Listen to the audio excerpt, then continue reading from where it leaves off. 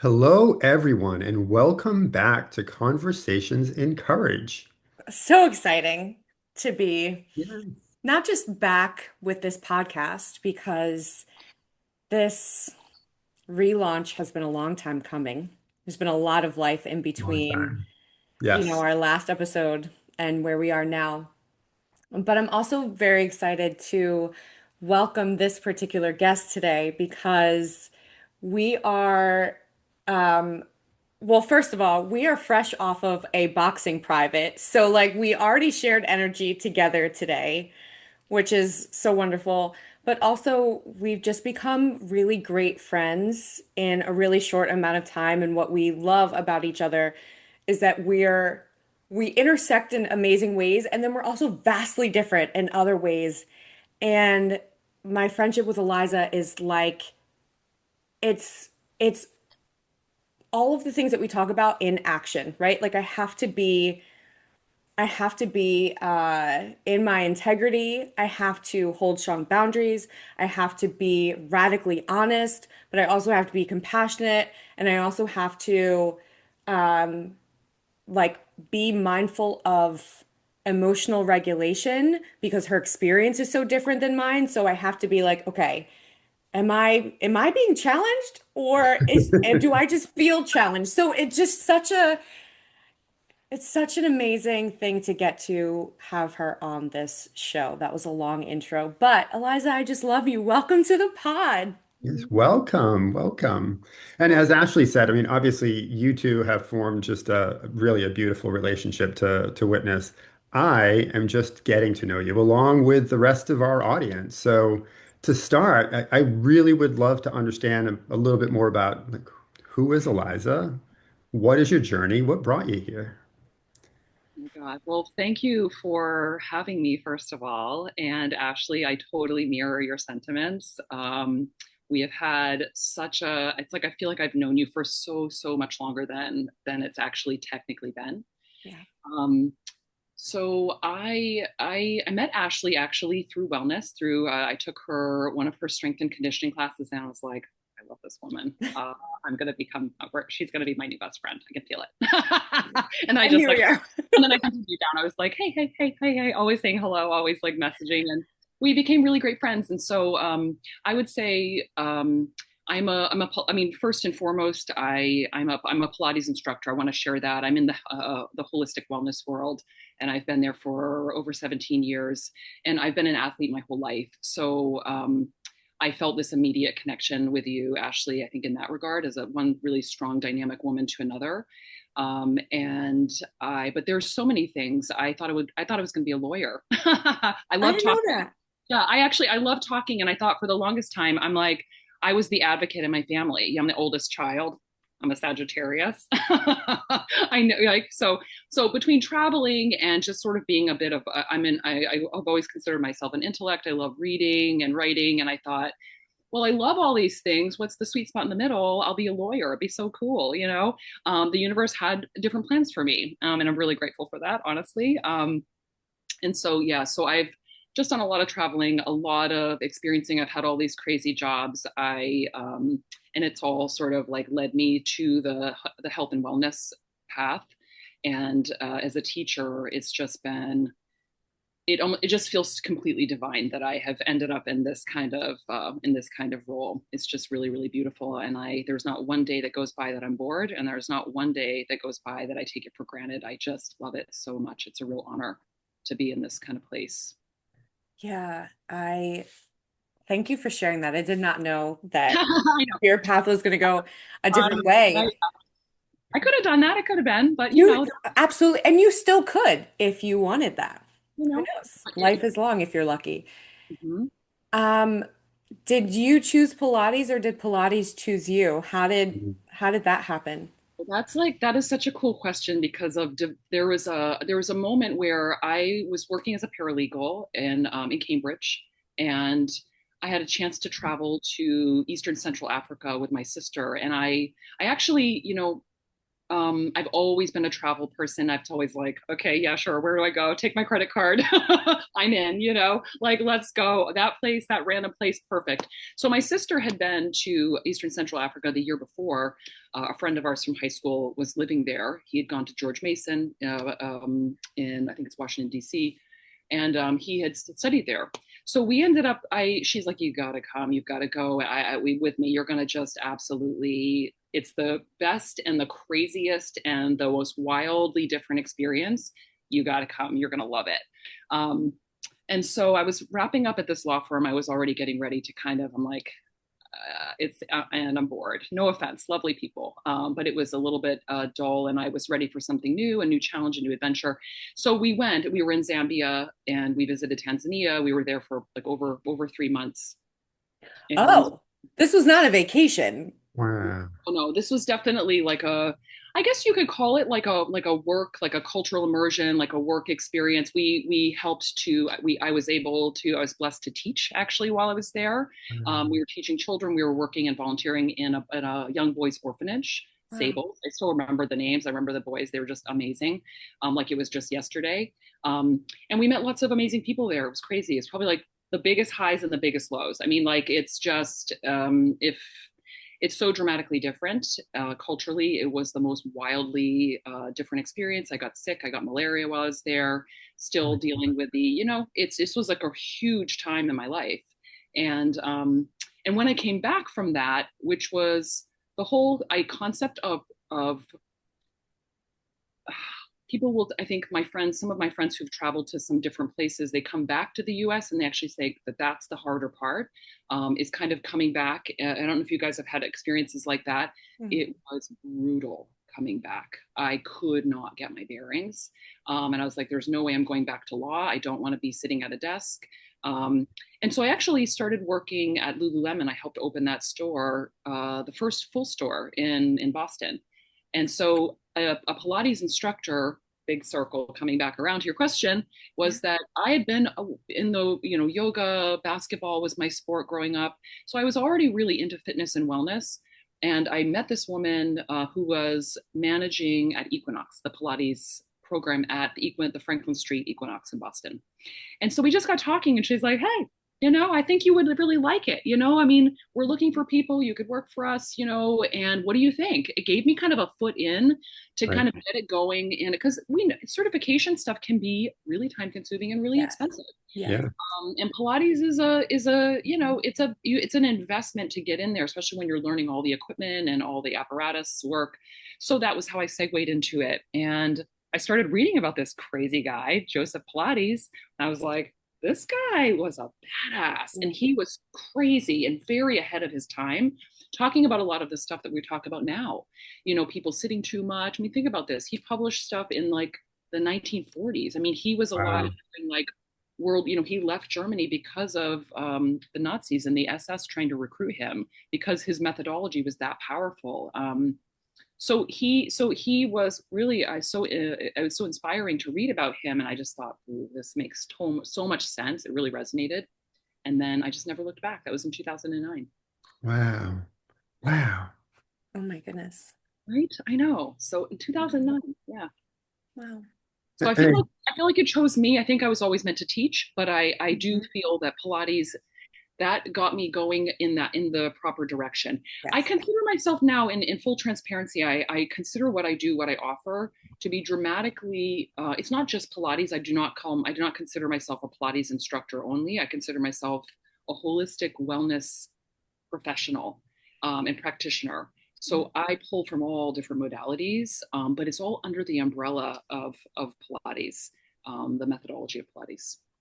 You just hit on something where that I was gonna pull a thread on, which is this idea of holistic and what it really means.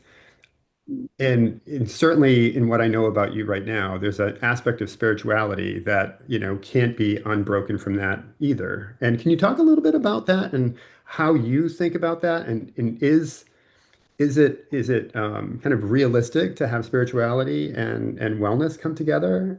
And if so, I'd love to hear your perspective.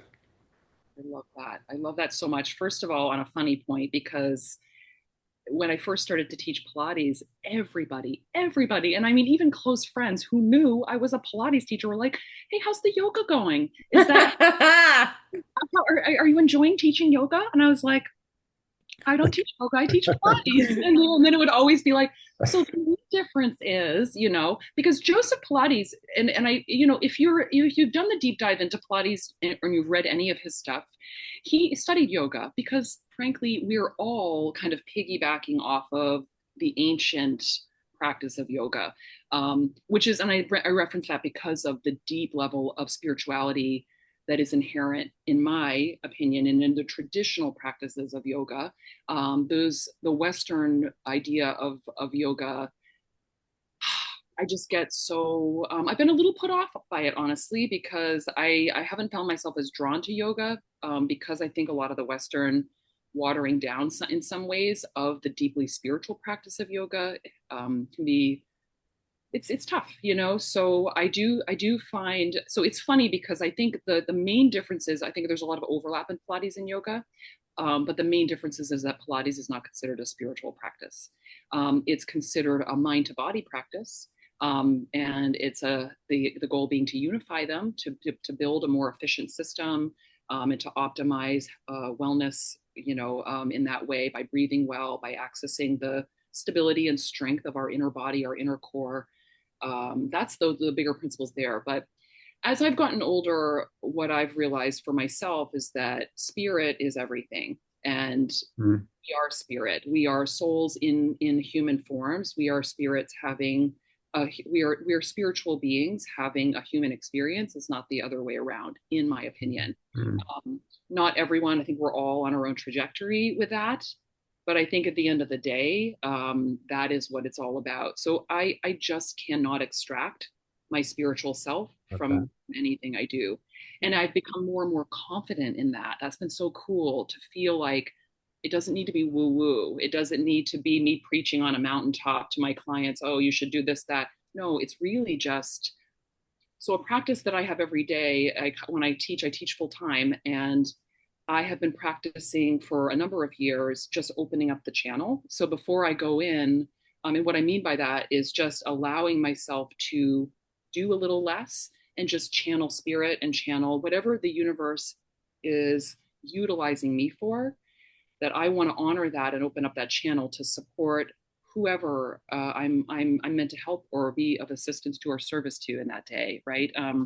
And so that's powerful because it also means we don't have to give away from, we don't have to deplete ourselves in order to be of service. Yeah. That's Love huge, that. I think, for anyone who wants to be supportive, because at the end of the day, we have to take care of ourselves first. Right. That's so hard. Yeah, It's so I'm hard, especially as women. As women, totally. we are conditioned, and I would love to hear your thoughts on this, Ashley, but we are conditioned as women to give it all, and whatever's left over, that's what we get, and that's what we can do. That's what we have left over to take care of ourselves. What do you think about that, Ashley? Because I know we've talked about that a lot too. It can be very Yeah. challenging, and I know you guys Yeah. have some different challenges too, We right? do. I mean, it's like I feel very ragey, right? As a as a mother to a toddler, as someone who straddles being a stay-at-home mom and also someone who works. It's very, very challenging. And I have I have one friend, shout out to Adara, who kind of straddles this line with me. Now she has two children, and so like her life is bonkers in many different ways. And but she is a solopreneur, she is an artist, and her husband makes more money. Her husband carries the health insurance, and so whenever something happens with the kids, it is her that puts down her work, her art, her things. And so like, but for how big my community is, to only have one other friend that I can text who understands that tension is like bonkers to me. But also, it kind of, I don't know, it's weird energy that I'm using weird because it's something that I don't quite understand yet because I'm uniquely blessed to not have to choose between home and work. I'm blessed that I don't have to like get up and have a paycheck that rivals Mark's in order for our family to survive. But I also find myself feeling resentful that I do so much every day. And and it's tough because I am taking leftovers in some cases, and I will be vulnerable on this podcast and say that when Mark and I were driving back from New Jersey, I had said to him, "Do you think I martyr myself?" And like he's the only person I could ask that question to because he can hold me and be honest at the same time, and I trust his honesty. And obviously the answer is like, yeah, a little bit, you know? And I'm like, shit. So so there's a lot to work through, and this podcast is not about me, it's about you, but like yeah, I feel that it's really hard, and I feel that also too that, and I know this is true for you, all of the things though do make me a better teacher and able to open the channel, right? Because like 10 years ago for me, I was at the beginning of my career and I could not have brought the level of openness or spirituality or anything that I could bring today. I didn't even know what I was capable of. I didn't know how to access it. And so it's also like the pain is the opening too, Mm, right? mm, Yeah, I love that. And it's a the it's I think of it as like friction, because Yes. we're constantly being pushed to move forward. I think really now, or I feel now, because I've been doing a lot of work on understanding the difference between feeling and thinking. Thank you, my gorgeous therapist. Love you.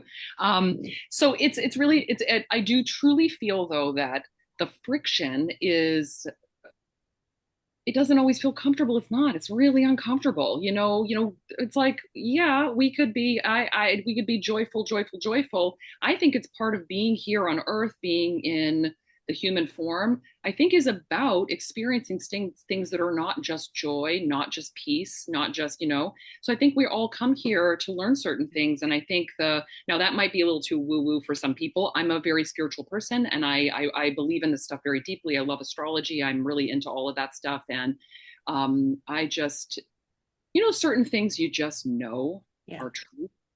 And there's not like a ton of that stuff floating around, but there's just certain things that I know is true. And I believe that we are here intentionally to learn certain things, and that we've chosen certain things for us to experience Yeah. certain stuff. And being a mom, being a teacher, going through, toxic relationships, or you can't just read that stuff in a book and it's like it just doesn't work that way. We Yeah. have to walk through this stuff, and I really honor that your journey, and I know you honor mine. I mean, Yeah. it's been such a enriching part of our relationship that we are so transparent. We are like, well, what the hell, this day has just totally kicked my ass, and but I'm still okay. I'm still Right. good, Right. like I realize that all of this stuff is a blessing because it's for us. It's not happening to us. I don't believe that anymore. I used to. Yeah. I used to believe I was like being punished for certain things. I've struggled with autoimmunity since I was a young girl. Ironically, it happened around the time my parents got separated, and so I knew there was an emotional component to that, but I always felt I didn't really understand it, not until really now. That having psoriasis and having all these inflammatory conditions, they were in service of me, but they had to ride out until I got all from this experience that I needed, that I required to allow me to heal and move forward in my life. Because Right. I think, just like you guys, we are all here for a purpose, and the journey of getting there doesn't always look or feel the way we sort of hope it will, or Right. we think it's going to. Right. When you just start to let go a little bit and just say, all right, God, or all right, spirit, universe, whatever, I have bigger faith in that than I do in just like trying to white knuckle my life. I'm just gonna try. It's a really peaceful feeling, you know. It's not perfect, but it's a peaceful feeling to try to let go a little bit more and enjoy the ride, you know. So Yeah. Yeah. Mark, I'm so curious, like, you were about to say something, so please go where your thought was going to go. But I'm also curious, you have Eliza's perspective, and then you also, not that I'm airing anything that we wouldn't want our listeners to hear, but also how does it feel to hear your wife talk about feeling resentful for all of the roles that she plays and stuff like that, you know? Yeah, I mean, the short answer is that it feels horrible, right? I mean, obviously it would, but it also feels real. I mean, that is the reality. And as much as if I was to take a step back and put this all kind of conceptually back together, we're sold on the ideal that things are supposed to be easy. We're sold in the ideal that when friction happens, when pain occurs, that somehow there's a fault, right? There's a guilt, whether it's coming from religion or just coming from society, right? That is what we're sold. So when you hear resentful, right, the default is like I'm fucking up, right? It's my fault, right? And clearly, right, there's some element of that might be true. But I think the greater element is like life, fully lived life is hard, right? If life is easy, then you're probably not fully living it. Yeah, that's I will give you that, baby. No lies told. No lies told. So I mean, I'm at a very different place now than I think I was. Obviously in part because of our relationship, I think, and in part because of the people in our community, right? All the people that I talk to, including just listening to you here now, Eliza, it informs me, right? It helps me strip away a lot of the biases and a lot of the narratives I've had in my head. And I hear you talking about even, kind of, uh, channeling energy or being open. And even 6 years ago, I wouldn't even know what to do with that. I wouldn't know what that meant. I wouldn't know how that felt. And then I think, whether it is pain sometimes that is a catalyst, or the other thing I would put there is awe, right? So I think the Mm. first time I ever felt even remotely what that could be like is when we visited Zion, and I was standing there and just taking in the beauty and that like I wasn't thinking. I was there. I was just being, right? And you feel something that you typically don't feel. And I've got to imagine, I don't have the practice that both of you do, but I've got to imagine that with practice, that is what you're calling upon, right? In any moment, right? So that's a long and potentially not linear answer to your question, but Oh, wait, but can I jump in though? sure. Because like, and Eliza, go if something is like percolating, also oh, go. yeah, go please. You feeling that at Zion National Park, and then also somehow in your day to day, you forget that you're able to access that, or you don't prioritize creating some kind of practice. It could literally be 60 seconds of breathing to open you up. Like, to me, this is the part as a teacher that both drives me nuts and inspires me, because I'm like, you can do this. You do not need a vacation or a retreat you don't even need candles and sage or whatever whatever you're doing. The things are so nice to have, but like you don't need all that because like it's always there and within you. And I think sometimes we don't slow down enough to allow ourselves to, you know what I Yeah. mean? I could not agree with that more. And I would also say that, you know, it's about practice, right? If I think about my journey in the martial arts, right, for a lot of it, you have to be like super intentional, right? Something's coming in, okay, this is going to be a left block. I'm going to parry it. I'm going to come, Oh, we right, know because right. we're So boxers. exactly right, right? So but when you're in flow, right? There's those moments where you surprise yourself, like, oh my God, right? Yes. That just came out of me. Mhm. And I think that's it. And that can only happen once you relinquish a level of trust to like your body and your soul knowing what to do, right? And taking out Yes. like that's what messes with you. And you know, we live in a society that wants to compartmentalize everything. That was my life, right? I put everything in a box and allowing those things to see each other. And that's not holistic anything, right? That's being multiple versions of the same person, and that's not being a person. So, I do want to jump in here because Go. I love what you both just shared so much. And I think what I sort of picked up on there, Mark, was what I might call the flow state. And I think as athletes, this is something that we can tap into. I certainly did when the first time I ever experienced flow state was when I was playing basketball. And it wouldn't have mattered, guys. You could have given me the ball anywhere, it was going in. Like I hit like 7 3-pointers in a row. I mean, I just like couldn't. I mean, that my coach was like, "Give her the ball," just give her the ball. He crushed them. I mean, it was like just but it was like it's like you're unconscious. Think about Michael Jordan or people and all high level athletes. Or you can envision and you sort of play through in your mind, and then it just happens that way. It's just Hmm. there's a sense of what you said, relinquishing. I love that because you're surrendering, you're relinquishing, you're just letting go. You're suddenly like the veil thins, and you're just kind of in Yes. between worlds, Yes. and you're just guided by. And I think that you can. So I think what's powerful about that is that it's possible. You can tap into it, and then I think what you were saying, Ashley, is it's then a choice to practice it and make it more of a part of your day to day. I mean, or whenever you don't need to do anything special. It just sort of started happening for me. Honestly, I think I was so fatigued one day that I've been teaching full time for quite a long time now, and really burning it on both ends for a really long time.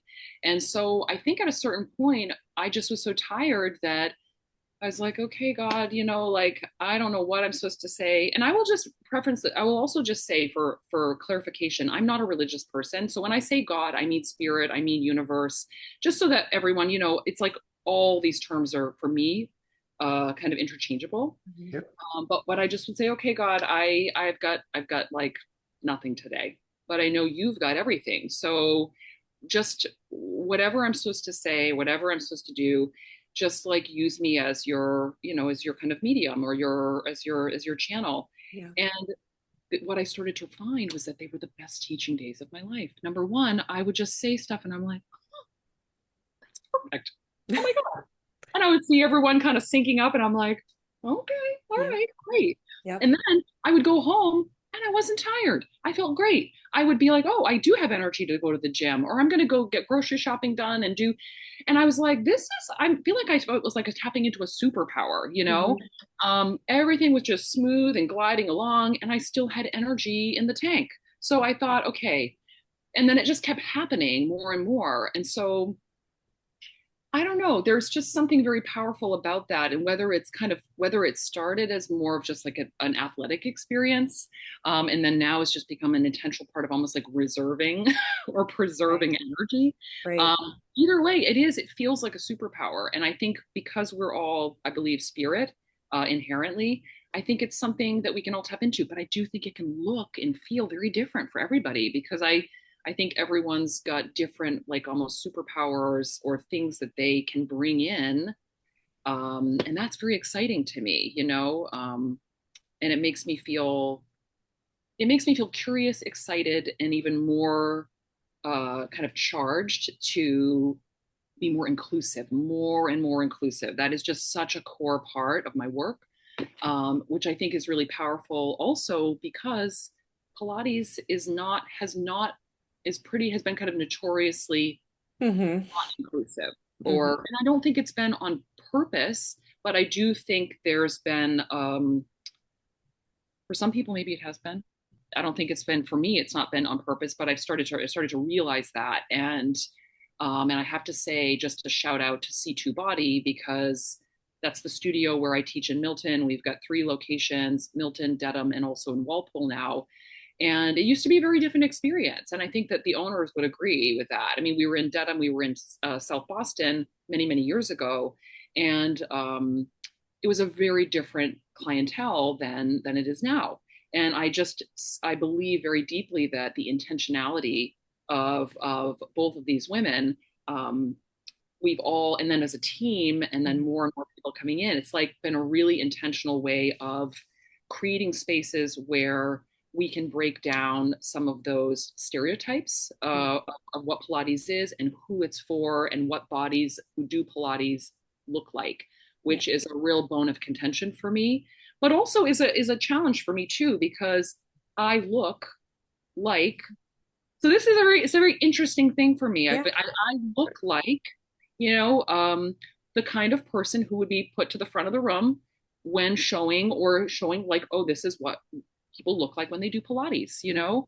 And so that's also been a really interesting challenge for me to say, well, that's not going to define me. I am going to be the most warm, welcoming, loving, compassionate person who is actually the person who welcomes people into the Pilates world and experience. I love that. That's one of my favorite things ever, Mhm. to be the person who gets to invite people in, and really win people over to the experience of Pilates, because I do think that it's for, you don't have to do it. You know, there's many ways to be well and to Right. care for your body, but I do think everyone can benefit from it. And Agreed. so, Agreed. You know, it makes me think, I wonder if I like have it because my bag is right next to me. Yeah, so this book, for people who are watching, yeah. you can see it, but for those who are listening, it's called Let's Get Physical, and it's how women discovered exercise and reshaped the world. It's by Danielle Friedman. I'm like most of the way through, but you know, because diversity and inclusion and fitness is kind of my thing. Mhm. And so what I'm reading about, because the author does a really good job of talking about the founders of, like, you know, the founder of Bar, the founder of, you know, whatever. She's talking about Jane Fonda, and she's talking about, you know, all these things, and this happened in Britain, and this happened in New York, and this happened in LA, and she does a really great job of talking about things like, so the women who started some of these things, let's just take Bar for instance, you know, is a white woman in England, right? And so when she starts creating her studio and her clientele, they're women who look like her, who follow her. And we're also talking about the 60s. So it has like a different political landscape than we have now and all that kind of stuff. And from this book's perspective, it seems like that just kept happening, that these founders, and maybe that this is true, maybe it's not, I don't know because I haven't talked to them, but the way it's framed in the book is that no one was saying, I'm going to create a workout and I'm not going to let anyone black and anyone in a larger body and anyone queer into the Right. room. Right. It just shaped into something where it just became really homogenous.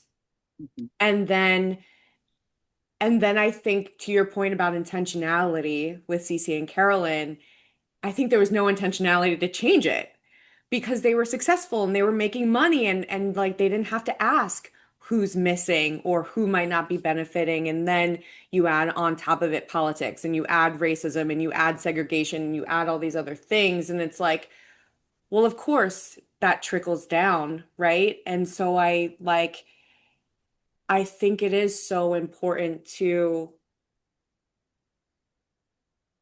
be be mindful of what you look like and how people might perceive you, which, not that you could change it, but it's important to know how you might be perceived because it does, right? Like activate your compassion. It does, like, I don't know, it just it does something, I think, um when you know that people have been kept out and you know that you want to be a person who is a part of the dismantling of that. Like you can all have a place in my room. You can all have a place at this studio, and I'm committed to being a teacher who can teach to, you know, almost anybody and any experience. Like I think that's just so important. It shouldn't even I think it's stupid that I even like, hey, I need to raise this point. Like I shouldn't have to. It should just It should. be, Mhm.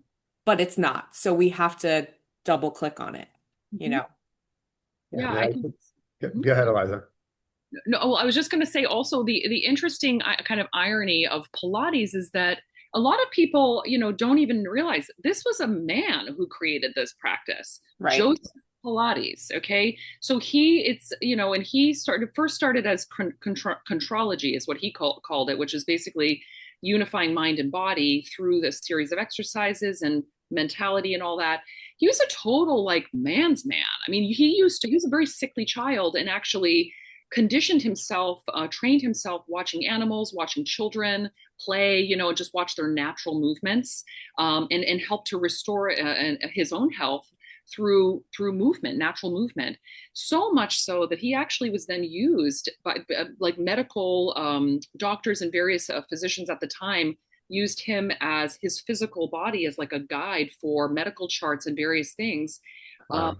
and so I highlight that just to say, because now of course, he came to New York because he didn't want to work with the Nazis, right? And so and in that during that time, his transition was to start working with like Martha Graham and her dancers, and and so it became sort of something that dancers did to rehabilitate their bodies, and a lot of them were female, right? So through that, it's become, and it's very different in New York because New York's just bigger, more diverse than Boston in so many ways.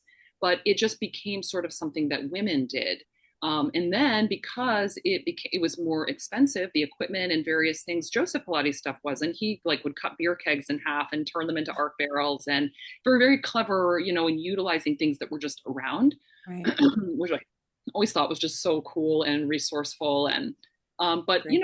so it became something that was also expensive to do, and so I kind of feel like the window of like who could do it, who could afford it, who looked like the people that were sort of setting that standard, became like smaller and smaller. Okay, so white women who were wealthy, um, and so yeah, I think your point is incredibly important. Ashley, it's like why should we have to talk about this? But we do I do. because it's really important, and it's a huge part for me. Everybody's welcome, everybody, and I love that about our studios so much.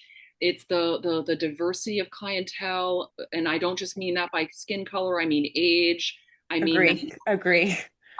so like Yes. that's also a Yes. thing. Yeah. Age. Women come in, older women of any background, and they're like, is everyone in here like 30? It's like, Right. no, Right. my oldest client at that studio, she's in her 80s. She's 85. And so I just think it's been really exciting to feel like there's a place for everyone in the Hmm. world of Pilates. And you don't have to do Pilates. You can do any number of things. You can learn about breath on your own. You can go to YouTube. You can watch Yes. so much great content out there now. But I do feel there's something very powerful for all of us, even us wellness practitioners, to put ourselves in the hands of another professional who's holding that loving space for us Hmm. and guiding Hmm. us. Hmm. And that's all I do is guide. I don't know anyone's body better than they know it. I co-create with my clients. I Love that. customize. We are co-creating our experience together. We're all doing that. We all do that Right. every single day. But Right. I'm very open and upfront about that. I have a certain level of knowledge and experience. My client has another body of knowledge and experience and physical body that they've walked through their life with. I don't know. I have to peel back those layers and be curious. And I'm very curious, and I'm very open to what people's experience is in their physical body. And then we meet Right. somewhere in the middle, and it takes time and it's a trust building experience. I'm talking about working obviously with clients Right. privately. Right. um, but so in group classes too, I just feel like I've learned and harnessed the power to read the room and use my what always was like everyone when I was younger growing up, I was always a very like the sensitive one, Hmm. and now I've realized that's like my superpower, because Yes. I do, but for better or worse. Sometimes I pick up on stuff. I'm like, damn, I wish I could I just like shut this off. know. I know. But I just try to read and understand people energetically, and then also listen and really honing in on listening, actively listening, not stingy listening, where you're just like kind of forming your rebuttal. Exactly. Which was Exactly. totally me when I first started teaching. I'm like, okay, what did she just say? I don't even know. I'm just I got to get them moving, got to get this. So it was like a workout, you know? Yeah. So now it's just very different than that. And it's really, really cool because it feels like a true, a way of really being of service, Hmm. and helping people to be more embodied because my brand, the Unfold Method, is the tagline is feel more, feel better. And I love that so much. I just went through a big rebranding, and so much of my what I build out in my brand, in my work, is about feeling. There's a lot of layers to it, but I basically address fascia through kind of like restorative things like using the foam roller and therapy balls. It's like long game for me. So it's looking at patterns in the fascia. It's looking at strategic stretching, strength building, and bringing it all together with breath, and looking at more of the long game for my clients. And so this unfolding can happen kind of on its own time frame. We're not trying to force anything. But the feel more, feel better for me is so deep and powerful because I really do believe that part of the bigger overall healing for the world right now, if I'm going to be like bold and make like Yeah. a big statement, is, and to be vulnerable as well, is that I think we need to feel our feelings. I think we need to be in our bodies more and under and feel our the kind of the tuning forks that are our bodies and trust them and and feel what they're kind of putting out there more. So I really do feel like it's such a great blessing to tap into that and also focus on feeling more but also feeling better. So feeling your body in a more refined way and then feeling better, being in your body more regularly is one of my biggest goals for myself personally and also for Yeah. my clients. Right. So I teach from a place of also being curious about what's going on with myself too, and so I think that also Right. There's a fly attacking me. So sorry, like to like be taking away from the energy. Um, so I'll just be over here swatting this fly while you guys yeah. continue the conversation. Mark, I know that yeah, I saw Yeah, you with a all thought. kinds of things I are know going you on so because well. yeah, no, it is because if we go back to the conversation that started around inclusivity and this whole concept that you just explained, Eliza, about being curious, I think one of the things I would hope that people take away when they hear this is if there's any element of you that believes that you are here to be in service of others, if there's a purpose beyond just monetizing whatever you're doing, right? If there's anything to be of service, what I just heard is you need to be curious. And it's almost like you need to go back to first principles, right? Like what is the foundational reason that this existed at all, right? Whoever, Joseph Pilates, when he created this, it wasn't to monetize this and make it a worldwide phenomenon, right? He had a purpose, he had a vision and and to be curious and really understand, right, what is the source why in terms of why things started or why you're doing what you're doing, and then having that level of empathy, both for yourself and for those, whoever you're being in service to feel and to allow them to feel.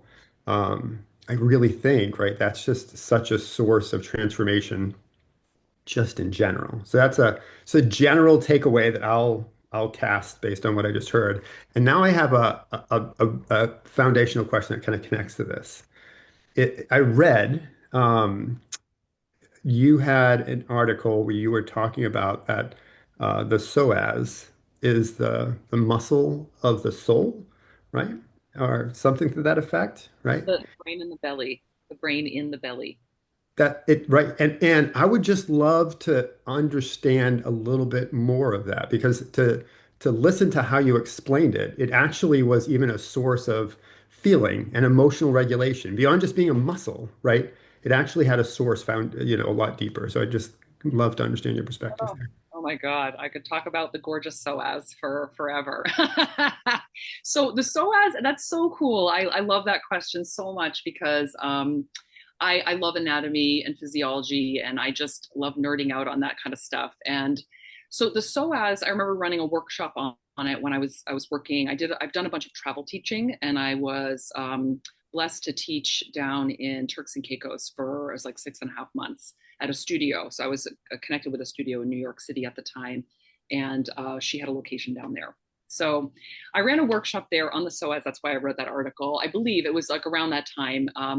And so the psoas is actually the deepest. It's the muscle that really sits the deepest inside of our body. It actually is the only muscle that connects our upper body to our lower body directly. So it's really fascinating in that way. It actually connects up like in the middle of your kind of thoracic spine, your middle kind of Wow. mid back area, and then comes down and attaches to the lesser trochanters of the kind of the femoral head, like of the femurs, the thigh bones. And so you have this kind of muscle that sits and kind of spreads all the way down through the pelvis and then down into the tops of the legs, and it does everything. It does so much. It's like it's a dynamic stabilizing muscle. It supports us, when we're shifting, moving. It like resists rotation. It resists lateral moving or lateral bending. And so it provides really deep stabilization. That's like I'm talking about the physicality of it. It's technically not your abdominals, but we consider it in Pilates to be because it's such a deep stabilizing source of the kind of trunk, the pelvis, the lower, the lumbar spine, and the legs, that it's just so vital to everything we do, and also vital to breathing well. So I think a lot of people might not realize that. So the psoas is called the brain and the belly because there's not many muscles in our body. The heart, it obviously is involuntary. It beats, right? Thank goodness. Keep on going. We love our beautiful hearts, right? But the psoas actually has an involuntary component to it as well. So if someone were to throw something at you or to surprise you and you duck really quick, or in boxing where you're moving away from, that's your psoas, those psoas muscles contracting and pulling you out or tucking you in, right? So it's a way of protecting vital organs. It curls you like into like fetal position if you're think about a soldier at war, or if someone, in a more lighthearted example, throws a snowball at you or something, and you're like, oh, you tuck down. So it provides that kind of that involuntary contraction to protect you. And so it also is I think the last thing I'll just say is that it's so deeply connected to how we breathe, because our psoas and our diaphragm, the largest breathing muscle of the body, a lot of people just think of the organs of the lungs as how we breathe, but actually the diaphragm does about 70% of the work of respiration. It domes down and up. It's just such a beautiful, incredible muscle. And there are actually tendons at the back of the diaphragm that connect to the psoas. So if your psoas is tight, restricted, dry, God forbid, who wants that, like a dry psoas, right? But the muscles, they're meant to be supple, right? And vital blood flow, right? So when your psoas, when you're sitting a lot, when you're stressed, that's the more important thing. I don't even think it's as much sitting and because that's a huge part of it too. We sit a lot. We're a little bit more, we're just not moving. Human bodies, like we started, right? Movement saves. So when we're not moving as much, our bodies get unhappy. It's not happy. So, but an unhappy psoas also can be because of stress. If you're not listening to your gut, it runs right through the gut. It runs right through that part of the body.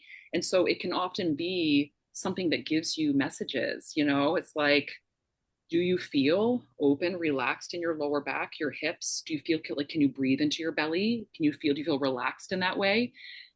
Those can be signs that the psoas is dysfunctional. Okay, so it can show up in a lot of different ways, but it is just such a powerful, it is the primary hip flexor. So we work with that a lot in Pilates, opening it up, but opening it up in a more dynamic way, which is why I love to address the psoas. And we always address it. Every kind of exercise, lunges, think about that. Like, we're always moving into that area, but we approach it more by way of breathing well. Can you breathe into that area? So the primary principle of Pilates is breath, and it's diaphragmatic breath. And so by way of breathing diaphragmatically, you kind of nourish and support your psoas to be in its more, I don't know, like happy resting kind of length, we call it, because muscles contract. There's concentric work. They can eccentrically work by elongating but still working. And then ideally, a happy muscle can just kind of find its resting spot and just settle. And so I don't know, I don't see a lot of like psoas like that Right, right. nowadays. And because of work, because of being inundated with stress, because of social media, because of the nature of like politics and all the world we live in, I think there's a lot of dysregulation kind of there. But yeah, I love that you asked that. Oh my God. I love a good anatomy question. So thank you so much, yeah, for asking me that. That's great. I'm so glad I got to listen to that too. I know you love anatomy, and Oh my we've God, had yeah. like, sometimes we talk about things. I remember one time you were telling me about like the something about feet, right? You were doing like a gait continuing education and you were right like, and I'm just like, oh, I love that about her, that she's just so, you know, um you clearly love it and you're just so good at it. Yeah, oh, thank you. It's being curious, and often I think we have our own stuff that comes up in our own physical bodies, Yeah. and I usually just kind of follow that like a little thread. We talked about Peter Attia the other day because we Yeah. both love. I mean, I don't know if you listened to that one too, Mark. His podcast, the Drive. I think it's called Yeah. Drive. Yeah. But he actually interviewed Dr. Courtney Conley. So she's the founder. She and I think her name is Jen Perez. They're two women that run. It's a company called Gait Happens. Gait like walking, Hmm. and so they're in Colorado, but I've been studying through them, and I just like, yeah, I'll just throw that out there because if any listeners are sort of interested in that, they are that podcast where Peter Attia interviews her is she is obsessed with feet, obsessed. She knows everything about feet. She just loves it. So it was such a pleasure, and I feel so inspired by people Yeah. who feel you can feel the passion sort of like radiating off of them. They're really doing what they're supposed to do, and I really feel that. Yeah. We feel that from you.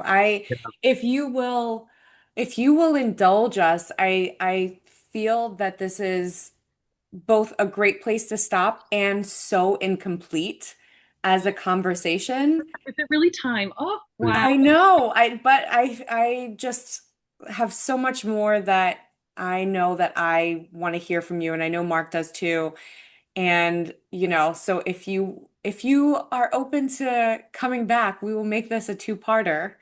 I would love that. I would be No pressure. I'm asking you like literally on the podcast. Like, no, I would be so honored to do it. thank Absolutely. you.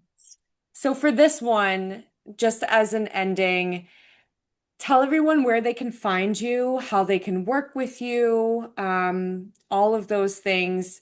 I wonder if I'm forgetting anything. Yeah, like websites, socials, and tell everyone like what they can hire you for as well, just so people are really clear about all that you offer. You. Yes. So they can find me. My website is unfoldwitheliza. .com. So it's just all one word, Unfold with Eliza. And everything I offer is pretty much highlighted there. My Instagram, my LinkedIn, so that they can access all of that there. But if they're just going to go to Instagram, it's just Unfold with Eliza. That's my handle there. And essentially at this point, I teach in person. I teach in the Back Bay at a studio called the Pilates Lab. That's also on my website. That's more of a boutique studio, just private lessons. And then I teach at C2 Body, which has the 3 locations, like I mentioned, but I teach solely at the Milton location. Mhm. I teach private lessons there, duets, and also group classes.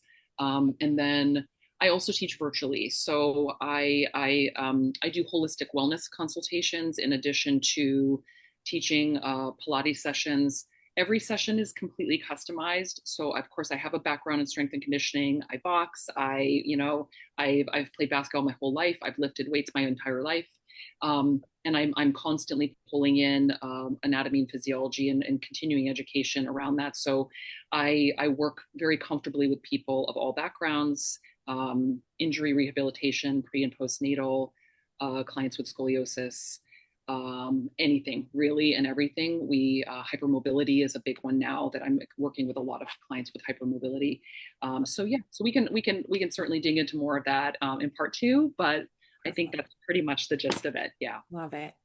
Mark, any final words for this particular episode, knowing that Eliza's coming back? No, just a massive thank you. Truly, it's been a pleasure, right, learning more about you, and the topic I think was so poignant, and appreciate all your insights and vulnerability. So looking forward to talking again for sure. Me too. Thank you so much, you guys. This has been such a pleasure, and getting to just have this time with you guys has just been a real gift. Thank Thank you. you. Same, same. All right, so if you are listening to this podcast right now, whether you're listening in your car or walking or watching on YouTube or whatever, you know what you need to do. Subscribe, like, follow, find us on Instagram. Make sure you give us a whole 5 stars and leave a lovely review because we are wonderful and we want to continue this podcast. And we will see you next time.